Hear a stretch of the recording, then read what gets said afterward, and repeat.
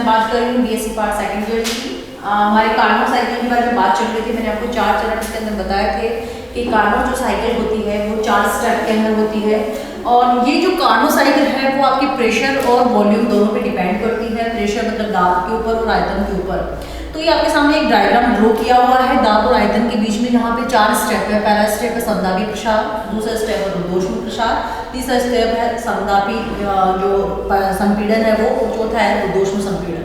देखिए मैंने ये जो ग्राफ प्लॉट कर रखा है वहाँ पे आपके 4 स्टेप्स आ रही है, P1, V1, P2, V2, P3, V3, P4 और V4। ठीक है, ये जो कार्नोट साइकिल है, जब हम इसके अंदर सबसे पहले जो बात करते हैं हमारे समतापी प्रसार के बारे में, यानी कि फर्स्ट स्टेप जो हमारी है समतापी प्रसार। देखिए ये जो हमारा समतापी प्रसार है, यानी कि कार्नोट साइकिल की जब हम बात करते हैं, ये जो हमारा समतापी प्रसार है, ये समतापी प्रसार के बारे में जब हम बात करते हैं तो ये समतापी प्रसार हमारा कुछ इस तरीके से आता है। यानी कि ओवरऑल हम ये क्या कह सकते हैं कि हमारा जो कार्नोट साइकिल है उसका फर्स्ट स्टेप समतापी प्रसार है। यानी कि हम बात करें कि तंत्र को T2 ताप देने के लिए, T2 जो है ये है ताप। ठीक है, जब तंत्र को T2 ताप दिया जाता है तो T2 ताप वाले स्रोत के संपर्क में रखा जाता है तो Q2 ऊष्मा वहां से निकलती है। और जो ये Q2 ऊष्मा अवशोषित करता है वो तो ताप जो होता है वो समतापी अवशोषण के कारण जो होता है हमारे पास में उत्क्रमण रूप से कहाँ से V1 से लेके V2 तक आपका प्रसारित होता है। यानी कि V1 से लेके V2 तक प्रसार करता है। और इस समतापी प्रसार के अंदर डेल्टा E जो होता है, समतापी प्रसार है तो डेल्टा E इक्वल टू क्या हो जाएगा, 0 हो जाएगा। चूंकि हमने एक फॉर्मूला पढ़ रखा है del E equal to del Q plus W जो हमने पढ़ रखा है, इसका मान अगर हमारे पास में 0 आ रहा है, समतापी प्रसार की जब मैं बात कर रही हूँ, यानी कि V1 से लेके V2 तक जो प्रसार हो रहा है, टेम्परेचर यहाँ पे T2 आ रहा है, उसकी बात मैं कर रही हूँ।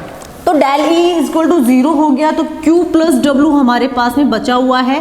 यानी कि Q जो होता है वो माइनस W के इक्विवेलेंट होता है, ये हमारे इससे पता चलता है। तो चूंकि हम W को PdV में चेंज कर सकते हैं तो हमारा हो जाएगा माइनस वैसे का वैसे रहेगा, PdV किससे चेंज हो जाएगा, ये W का मान है क्योंकि W को हम PdV भी लिख सकते हैं। ये हमने लिखा है क्योंकि आइडल, अगर हम फॉर्मूला अप्लाई करते हैं PV बराबर nRT, ठीक है, ये आइडल गैस का फॉर्मूला है, आदर्श गैस का फॉर्मूला है। जब हम इसको यूज करते हैं तो हमारे पास में क्या आता है, अगर हमने n की वैल्यू 1 मान रखी हो तो इसकी वैल्यू नेगलेक्ट हो जाएगी, तो PV इक्वल टू RT हमारे पास में बचेगा। अगर हम केवल और केवल P की वैल्यू निकालना चाहें तो RT अपॉन V हमारे पास में ये P की वैल्यू आ जाएगी। इस वैल्यू को हम इस फॉर्मूले में अप्लाई करते हैं, तो इस फॉर्मूले में जब हम इसको अप्लाई करते हैं तो क्या हो जाएगा, P की जगह वैल्यू रखनी है तो P की जगह वैल्यू रखनी है RT अपॉन V और dV। ये नेगेटिव का निशान वैसे का वैसा रहेगा। यानी कि हमारे पास में Q की वैल्यू क्या आ रही है, RT अपॉन V dV। अब इस RT अपॉन V dV का हम समाकलन करते हैं तो आपको पता है dV अपॉन V का जब समाकलन करते हैं हम लिमिट्स के अकॉर्डिंग करते हैं, और लिमिट्स हमारी कहाँ से कहाँ तक होती है, V1 से लेके हमारे पास में V2 तक जो लिमिट्स हैं। तो जब हमने इसका समाकलन किया, यानी कि RT को हमने अलग निकाल लिया, dV अपॉन V ऐसा एज इट इज़ है, तो ये हमारे पास में आएगा V1 से लेके V2 तक जा रहा है तो इसकी जो ओवरऑल वैल्यू आ जाएगी RT, और ये हो जाएगा V2 अपॉन V1।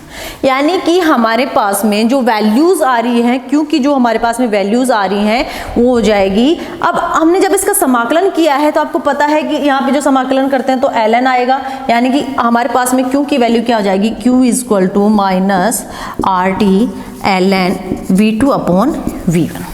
तो फर्स्ट इक्वेशन की जब हम बात करते हैं, फर्स्ट इक्वेशन हमारे पास में आ रही है समतापी प्रसार की जब हम बात करते हैं तो समतापी प्रसार हमारे पास में कुछ इस तरीके से आ रहा है। क्योंकि वैल्यू हमारे पास में माइनस PdV आ रही है, तब कि हमें पता होता है कि आदर्श गैस समीकरण हमारे पास में इस तरीके से निकलता है, PV बराबर nRT।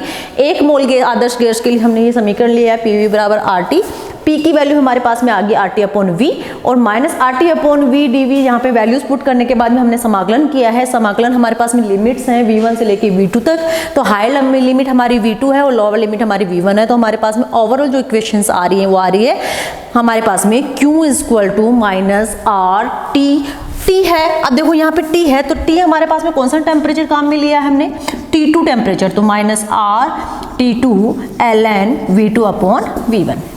तो हम एक बार इन समीकरण को लिख लेते हैं। हमारे समतापी प्रसार का समीकरण क्या आया है, Q इक्वल टू Q2, क्योंकि ताप T2 ले रखा तो Q2 हम इसको लिख सकते हैं minus RT2 ln V2 upon V1। ये हमारी फर्स्ट इक्वेशन हो गई है, ठीक है। अब हम बात करते हैं हमारे दूसरे स्टेप के बारे में। दूसरा स्टेप है हमारा रुद्धोष्म प्रसार। देखिए रुद्धोष्म प्रसार कहां से कहां तक हो रहा है, P2 V2 से लेके P3 V3 तक हमारा कौन सा प्रसार हो रहा है, रुद्धोष्म प्रसार हो रहा है। अब इस रुद्धोष्म प्रसार के अंदर हमारे पास में क्या है, जब भी रुद्धोष्म की बात आती है, यानी कि हमारे पास में दूसरा जो पॉइंट है वो है रुद्धोष्म प्रसार। जब समतापी की बात आती है तो डेल ई 0 होता है, और रुद्धोष्म की बात आती है तो डेल Q 0 होता है, यानी कि Q 0 होता है।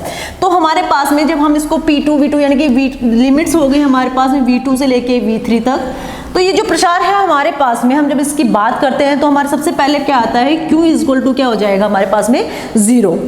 रुद्धोष्म प्रसार में जो आंतरिक ऊर्जा होती है Q होती है, उसकी वैल्यू 0 होती है। तो अगर हम इस प्रोसेस को फॉलो करें हैं, वही हमारा del E equal to Q plus W first law जो हमारे पास में है, यहाँ पे del E equal to Q को 0 माना तो डेल ई इक्वल टू क्या हो जाएगा W।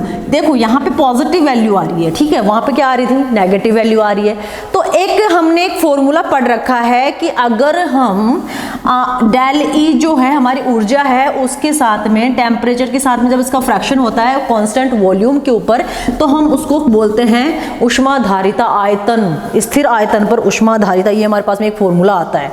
तो ये फॉर्मूला हमारे पास में जब हम इसको अप्लाई करते हैं तो हमारे पास में सिंपली क्या कह सकते हैं कि अगर हम इसको ऐसे भी लिख सकते हैं, D equal to CV already है और dt, यानी कि D की वैल्यू हम ऊष्माधारिता के according del E equal to CV upon dt लिख सकते हैं। हमारे पास फॉर्मूले में क्या है, del E equal to W, simple सी चीज है, यानी कि हमारे पास में जो वर्क आ रहा है, यानी कि W की जो वैल्यू आ रही है वो किसके अकॉर्डिंग है, डेल ई, और डेल ई क्या है CV dt। यानी कि हमारे पास में ये जो रुद्धोष्म प्रसार हमारे पास में आ रहा है, ये जो रुद्धोष्म प्रसार हमारे पास में आ रहा है, तो रुद्धोष्म प्रसार किस तरीके से आ रहा है, हमारे पास में ये रुद्धोष्म प्रसार किसके अकॉर्डिंग आ रहा है। दूसरा जो टॉपिक है हमारा P2 V2 से लेके P3 V3 तक की जब हमारी बात चल रही है, उसके अंदर स्थिर आयतन पर हम ये बात कर रहे हैं, जहाँ पे रुद्धोष्म का नाम लेते ही Q इक्वल टू क्या हो जाता है, 0 हो जाता है। तो ओवरऑल हमारा जो दूसरा इक्वेशन है वो कैसा हो जाएगा, W2 इक्वल टू क्या हो जाएगा, CV dt, ठीक है। ये हमारे पास में वैल्यू आ गई दूसरों की। अब तीसरा जो पॉइंट है हमारे पास में, तीसरा पॉइंट आ रहा है समतापी संपीड़न। देखो समतापी संपीड़न हमारे पास में आ रहा है तीसरा, समतापी संपीड़न। अब देखो यहाँ पे थोड़ा सा ध्यान रखने वाली बात है कि समतापी जो संपीड़न होता है, समतापी संपीड़न, ठीक है, समतापी संपीड़न की बात कर रहे हैं तो कहां से कहां तक जा रहा है आपका वॉल्यूम, V3 से किधर जा रहा है, V4 की तरफ जा रहा है वॉल्यूम हमारे पास में, यानी कि पहले ज्यादा था आयतन और अब क्या हो रहा है, कम हो रहा है। संपीड़न का मतलब प्रसार कम होना। ये तीसरा पद होता है गैस ताप के समतापी संपीड़न, जो V3 से लेके V4 तक होता है, सबको पता है। अब समतापी का नाम आते हैं यहाँ पे डेल ई क्या हो जाएगा, 0। डेल ई 0 होते हैं, वही हमारा पहला वाला process, del E equal to Q plus W, सबको पता है। यहाँ पे 0 रखा, Q प्लस W हमारे पास में आ रहा है, सिंपली सी T1 यहाँ पे यूज हो रहा है, टेम्परेचर T1 यूज हो रहा है, ठीक है। तो जब T1 टेम्परेचर यूज हो रहा है तो हमारे पास में Q भी क्या आ जाएगा, Q1 इक्वल टू क्या हो जाएगा, माइनस W, सिंपल सी चीज है। आगे वही माइनस P डेल V, ये हमारे पास में ऑलरेडी आ रहा है। जब हमारे पास में वही आदर्श गैस वाला करेंगे, PV बराबर nRT, n इक्वल टू 1, तो PV बराबर RT and P equal to क्या हो जाएगा, RT अपॉन V। तो हम ये वैल्यूज यहाँ पे पुट कर देंगे, तो Q1 इक्वल टू क्या हो जाएगा, माइनस RT अपॉन V और dV, ठीक है। ये हमारे पास में ऑलरेडी आ रहा है, ठीक है। अब हम बात करते हैं, जब हमारे पास में ये आ रहा है तो हम इसका वही समाकलन वाली प्रोसेस, यानी कि dV अपॉन V का जब समाकलन कहाँ से कहाँ तक कर रहे हैं, V3 से लेके V4 तक कर रहे हैं, तो क्या हो जाएगा, ln V4 अपॉन V3। ये हमारे पास में, यानी कि V4 अपॉन V3, ये हमारे पास में क्या आ जाएगा, इसका समाकलन करने के बाद में वैल्यूज आ जाएगी। तो देखो ये हमारे पास में जो Q1 आ रहा है, Q1 equal to minus RT, और ये आ जाएगा ln V4 अपॉन V3। अब T यहाँ पे है तो टेम्परेचर कौन सा लिया, T1, तो हमारे पास में क्या आ जाएगा, Q1 is equal to minus R T1 ln V4 upon V1। इधर इसको भी इधर ले लेते हैं।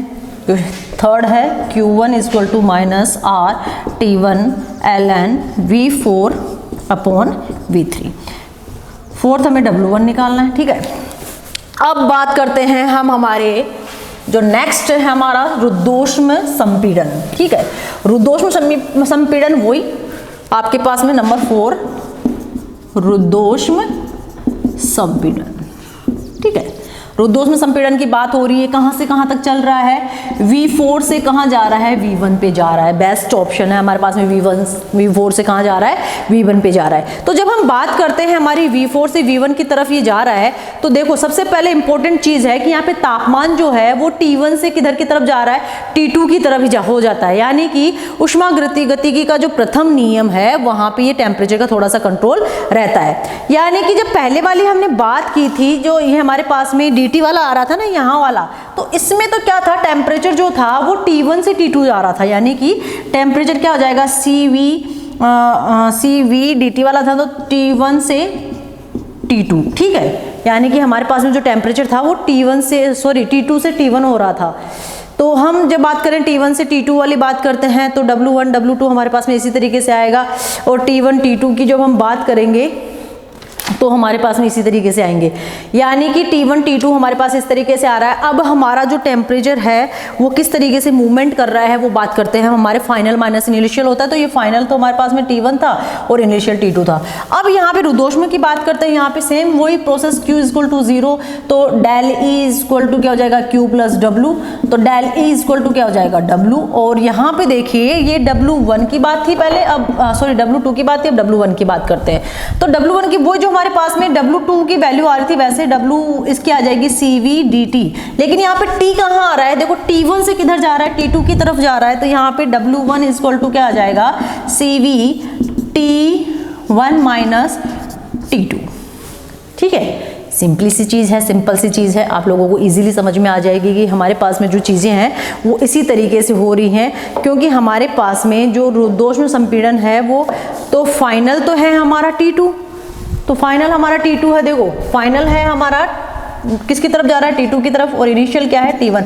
अंतिम ताप माइनस प्रारंभिक ताप। अगर हम इसको एक ही लैंग्वेज में लिखना चाहें तो माइनस लगा देंगे CV, और T1 इधर आ जाएगा और T2 किधर चला जाएगा, इधर। तो ओवरऑल हम क्या कह सकते हैं कि हमारे पास में ये आ रहा है माइनस CV dt या minus CV T1 minus T2। ये हमने इसलिए किया कि दोनों की जो टर्म्स हैं वो एक जैसे, बिल्कुल एक जैसी रहें। अब हमने ये बात की है।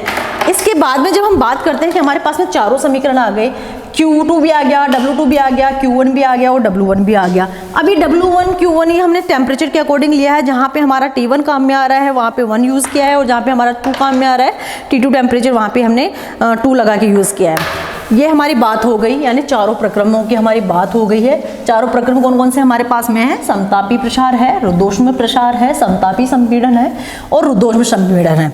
इन सब के बारे में बात करने के बाद में हमें पता चलता है कि हमें करना क्या है।